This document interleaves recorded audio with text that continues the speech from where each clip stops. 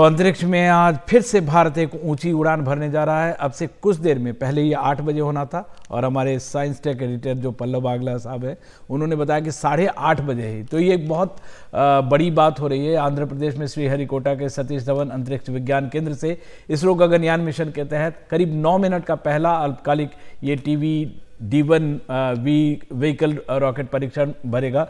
पल्लव साहब, ये अगर हम आम लोगों की भाषा में कहें, है तो टेस्ट परीक्षण है, 9 मिनट का है, लेकिन इसके क्या मायने हैं, क्या कुछ होना है और क्या मायने हैं इसके? देखिए, पहला बड़ा कदम है गगनयान मिशन के लिए, और गगनयान में भारत की धरती से भारत के रॉकेट पे भारतीय को अंतरिक्ष में भेजने का काम शुरू होना है। कंप्लीट स्वदेशी, और कंप्लीट स्वदेशी, बिल्कुल 100% स्वदेशी है। और ये काम जो है उसके लिए 20 करीब टेस्ट और होने हैं। तो पहला बड़ा टेस्ट है, इसमें क्रू एस्केप सिस्टम का टेस्ट होगा आज।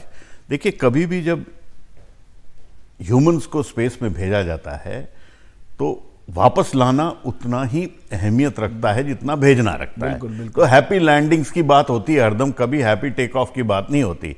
तो हैप्पी लैंडिंग के लिए आपको अगर कोई इमरजेंसी आ जाए, रॉकेट जब लॉन्च पैड पे हो या असेंट फेज में हो, तो कैसे क्रू को सेफली बाहर निकालना है। फेलियर हो जाए, कुछ भी हो जाए, तो क्रू को कैसे सफलतापूर्वक जीवित बाहर निकालना है, उसके लिए आपको कई टेस्ट करने पड़ते हैं। उसमें क्रू एस्केप सिस्टम होता है। तो आज जो टेस्ट है वो क्रू एस्केप सिस्टम का है, और आज का टेस्ट होगा धरती से 17 किलोमीटर की ऊंचाई पे। एक पैड अपॉर्ड टेस्ट किया था इन्होंने कई साल पहले, जिसमें कि जब श्रीहरिकोटा के पैड पे ही था, लॉन्च पैड पे ही रॉकेट अगर फेल हो जाए तो कैसे उसको बचाया जाएगा। आज जब 17 किलोमीटर ऊपर होगा तो पहली बारी इसरो जान करके रॉकेट को फेल कराएगा। अच्छा, जान करके फेल कराएगा कि अब फेल हो गया, अब इसको कैसे इसको बचाया जाए। बिल्कुल। तो कैसे, अगर आज के टेस्ट में कोई भी एस्ट्रोनॉट नहीं है, किसी को डरने की जरूरत नहीं है, कोई एस्ट्रोनॉट नहीं है। 4 हमारे डिजिग्नेटेड एस्ट्रोनॉट्स हैं, इंडियन एयरफोर्स के पायलट्स। वो दूर से देखेंगे इसको, और उससे उनको अगर सही होगा तो उनको एक सेटिस्फैक्शन मिलेगा कि जब वो जाएंगे तो सही होगा। आज के टेस्ट में कोई एस्ट्रोनॉट नहीं है। ये एक कंप्यूटर कंट्रोल टेस्ट है, लेकिन लाइव टेस्ट है। रॉकेट बड़ा है और अंतरिक्ष में नहीं जाएगा, 17 किलोमीटर तक जाएगा। क्रू मॉड्यूल हटेगा, रॉकेट एक तरफ गिरेगा, क्रू मॉड्यूल अलग गिरेगा, एस्केप सिस्टम तीसरा जाके गिरेगा, और फिर क्रू मॉड्यूल को भारतीय नेवी की एक शिप उठा के वापस चेन्नई लाएगी। ये सब साइमुलेशन करना है कि बाद में जब हम अंतरिक्ष में भारतीय अंतरिक्ष यात्री को भेजें तो वो सफलतापूर्वक भेजा जा सके और सफलतापूर्वक वापस लाया जा सके। तो बड़ा अहम टेस्ट है। और गगनयान जो भारत कर रहा है वो इसलिए कर रहा है कि कभी ना कभी, देखिए, मनुष्य को धरती छोड़ के चांद पे या मंगल ग्रह पे रिहाइश करनी पड़ेगी। और वो जब करेंगे तो ऐसा नहीं होना चाहिए कि भारत के पास वो तकनीक अपने ही काबिलियत पे नहीं हो। अभी केवल 3 ही देश हैं जिनके पास अपनी ताकत से अंतरिक्ष में अंतरिक्ष यात्री भेजे जा सकें, रूस, अमेरिका और चीन। ये 3 हैं। अब चौथा अगर ये सक्सेसफुल हुआ, 2024-25 के करीब अंतरिक्ष यात्री को भेजने की बात है, तो चौथा देश बनेगा भारत। और ये एक बहुत बड़ा कदम है। गगनयान 9,000 करोड़ का मिशन ऑब्जेक्टिव है, इसका मिशन बजट है। और प्रधानमंत्री ने तो उससे भी आगे की बात कर दी है कि 2040 तक एक भारतीय को चांद पे भेजा जाए। तो आज का जो स्टेप है, टेस्ट जो है, वो 2040 तक के मिशन के लिए कहीं ना कहीं शुरुआत है। तो आज की पहली छोटी कदम बहुत दूर तक जाएगी, लंबी छलांग लगेगी। 2035 में एक स्पेस स्टेशन की बात कही। एक और इम्पोर्टेंट बात यह भी है कि इसमें जानवरों का इस्तेमाल नहीं किया जा रहा है। जैसे इसमें कहीं पे भी कोई टेस्ट में कोई जानवर इस्तेमाल नहीं हो रहे हैं।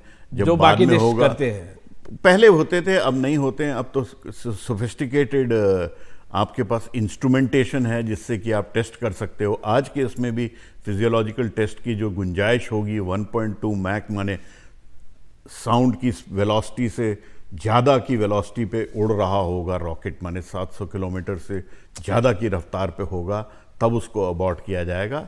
और भारत ने कहा है कि वो कहीं पे भी किसी जानवर का इस्तेमाल नहीं करेगा और पहले टेस्ट होंगे जिसमें कोई नहीं है, कोई मनुष्य नहीं है, जैसे आज से लेके 20 टेस्ट होंगे। उसके बाद जब मनुष्य आएंगे उसके पहले 2 टेस्ट होंगे गगनयान के, बिल्कुल हूबहू वैसे ही जैसे जिसमें कि मनुष्य बैठेंगे, लेकिन उस वक्त उसमें एक ह्यूमनॉइड रोबोटिक इंस्ट्रूमेंटेड मैनिक्विन बैठाएंगे जिससे कि पता लगे कि क्या हुआ, और उसको जब सब सफलतापूर्वक होगा तभी गगनयान को अंजाम दी जाएगी। लेकिन इसरो जब शुरुआत करता है तो वो एक एक करके आगे बढ़ता जाता है, वो पीछे नहीं देखता। देखिए चंद्रयान 2 में फेलियर हुआ, कोई बात नहीं, थोड़े समय लगा लेकिन वापस आए और success is tested by ISRO. So ये जो है, अगर 24 में नहीं हुआ, 25 में नहीं हुआ, 26 में भी हो गया, तब भी कोई बुराई नहीं है। देखिए, लेकिन अंतरिक्ष यात्री को सफलतापूर्वक वापस लाना बहुत बड़ी बात है, वो बहुत जरूरी है, उसके लिए ये बड़ा अहम कदम है। एक बहुत इंपॉर्टेंट बात आपने कही कि जैसे पहले चाइना ने भी भेजा तो 20 साल हो गए, मतलब कितना डिफिकल्ट है ये, इस पर्सपेक्टिव को समझने के लिए बहुत इंपॉर्टेंट। करेक्ट, आपने बिल्कुल सही बात पकड़ी। देखिए 2003 में चीन ने पहला अंतरिक्ष यात्री भेजा था, 3 से 23 हो गया, अभी तक कोई और देश इसको अटेम्प्ट नहीं किया। बड़े बड़े देश हैं, ग्रेट ब्रिटेन है, फ्रांस है, ये सब बहुत काबिल देश है, इन्होंने नहीं किया है, और इनके पास स्पेस की बड़ी काबिलियत है, इन्होंने नहीं किया। हिंदुस्तान के पास बजट भी कम है लेकिन सोच बड़ी है, तो आगे आने वाले टाइम में ऐसा नहीं हो कि हम पिछड़ जाएं। यही सोच से जो काम शुरू हुआ है गगनयान का, वो आगे तक जाएगा। और इस वक्त तो प्रधानमंत्री नरेंद्र मोदी ने इसको बहुत जोर से पुश भी दिया है कि स्पेस स्टेशन बने और फिर भारतीय को भी अंतरिक्ष में भेजा जाए। और उस सबसे पहले हो सकता है 24 में एक हमारा एस्ट्रोनॉट अमेरिका के साथ इंटरनेशनल स्पेस स्टेशन जाए, अमेरिका के रॉकेट पे, वो अलग एक पैरेलल चलेगा।